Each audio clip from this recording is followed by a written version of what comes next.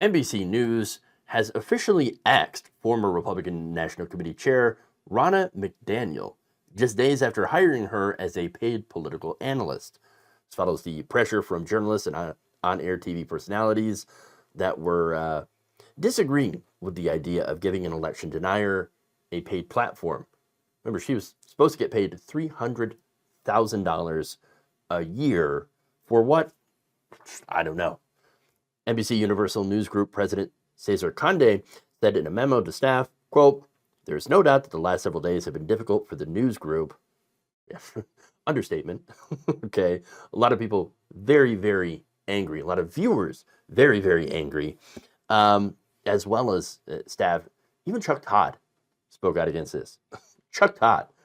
Now, he said, "After listening to the legitimate concerns of many of you, I decided that Ronna McDaniel would not be an NBC News contributor. I want to personally apologize to our team members who felt we let them down. While this was a collective recommendation by some members of our leadership team, I approved it. I take full responsibility for it." Well, there you go.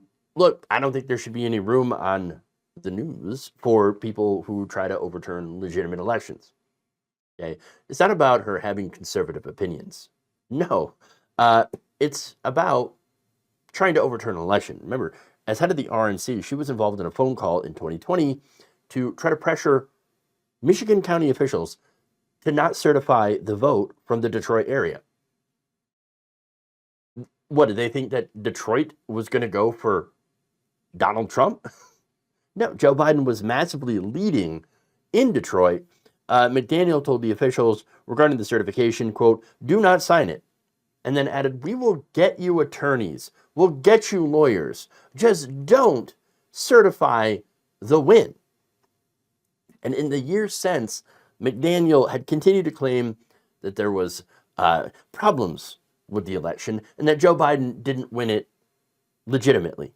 That is despite numerous recounts, court cases, investigations, all of them pointing to Joe Biden legitimately winning the election.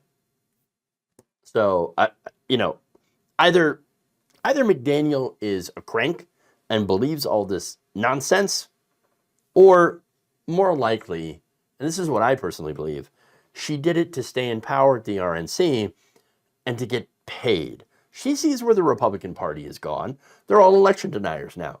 And so in order to be in the RNC, in order to be in Republican politics, you have to be an election denier. Plays well with the base, not so well with the rest of America. So now, that said, her being an election denier for power and profit means that she'll say anything anybody wants her to, as long as the price is right. So, I mean, that's why she was like, "Oh no," on her interview with Kristen Welker, she's like, "Well, I mean, I'm not saying that Joe Biden isn't legitimate president, but there were problems. There were problems." Well, that's kind of different than her previous position, right? Now, that said, you could say the same thing about numerous people on MSNBC or cable news in general, that they'll say whatever they want as long as you're paying them, right? Paying them for their opinion. Okay, fair enough, right? But in this case, it's also different because those Republicans on MSNBC, they're anti-Trump. It's probably why they're on MSNBC. But they didn't try to help overturn an election for the Democrats, okay? Because the Democrats never tried to overturn an election. Did they, make a big deal about Russian interference during the 2016 election? And said, "Oh, that it was the Russians. They turned people against Hillary Clinton." I thought that was always a pretty ridiculous argument. Yes, there were Russian bots and there were Russian trolls, and they were out there spreading misinformation, right? Way different than calling and pressuring election officials not to certify an election. There's just a huge gap here in what that was, okay? The level of interference in an election that Republicans had done, okay? That's the big problem. That said, McDaniel knew that this was coming. knew there was going to be some pushback, and she had spent Tuesday interviewing attorneys in preparation for a potential legal fight with NBC over a contract. Now, this contract that was signed was a 2-year contract valued of about $600,000. So it's $300,000 a year. So at the end of the day, breach of contract, look, they're going to have to pay her. Okay, because it is a clear breach of contract. Sucks for them. They should have never signed her on to begin with. I don't know what they were thinking. It was a stupid move, even for legacy media, and they're going to have to pay up now. Okay, but look, I don't think I'm still very confused as to what she would have brought to the table. I don't think she brought anything. That said, a contract's a contract. They're going to have to pay up. NBC broke it. Sad day for them. Okay, but what I disagree with, by the way, and I'm actually siding with McDaniel on the breaking of the contract, because she's right. They signed her. That's a contract. That's binding. What are you going to do? But I do disagree with her other complaint here, is that she is exploring potential defamation and hostile work environment torts. Why? Because people criticized her on the air for being an election denier. What? Come on. No. They were criticizing her over things that she actually said, and saying, how do we know we can trust her and for her opinions? I mean, that's an opinion, right? What Todd was saying, that, hey, I can't trust her to not be a mouthpiece to whoever signs her checks, right? Now, funny enough, getting back to the kinds of people that were signing her check were election deniers like Trump. And then he reacted to this by saying, and I love this, quote, "She only lasted 2 days, and this is after McDaniel went out of the way to say what they wanted to hear. Leaves her in a very strange place. It's called Neverland. And it's not a place you want to be." What? Neverland? I thought being in Neverland would be a place that you want to be in. I don't know. It's so bizarre. Also funny, people pointing out that she lasted less than half of a Scaramucci. I love it. All right. Now, others reacted differently. Of course, MSNBC hosts that criticized her were very pleased, very happy about this. Fox News, not exactly thrilled. Okay, you had Fox and Friends. You had Steve Doocy criticizing MSNBC and NBC. Of course, you also had Geraldo Rivera criticizing NBC for firing Ronna McDaniel. And then you have conservative commentators like Hugh Hewitt saying stuff like this, quote, "The cult has taken over the news division, and it's going to hurt. The 74 million people who voted for Donald Trump are not going to watch NBC News." I got news for you, Hugh Hewitt. They weren't going to watch anyway. They wouldn't have watched if NBC had kept Ronna McDaniel.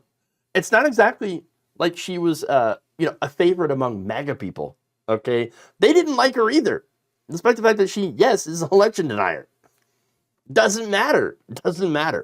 So I got to say that for NBC, other than having to pay out her, likely having to pay out the rest of her contracted salary, nothing of value was lost in letting her go. Look, at the end of the day, I hope that legacy media learns a lesson here, okay? And stops trying to rehabilitate election deniers. It's not about, having a conservative opinion. It's one thing to hire right-wingers to give their perspectives. We disagree, let's have an exchange of ideas. We'll see who wins, right? May the best ideas win. I'm fine with that.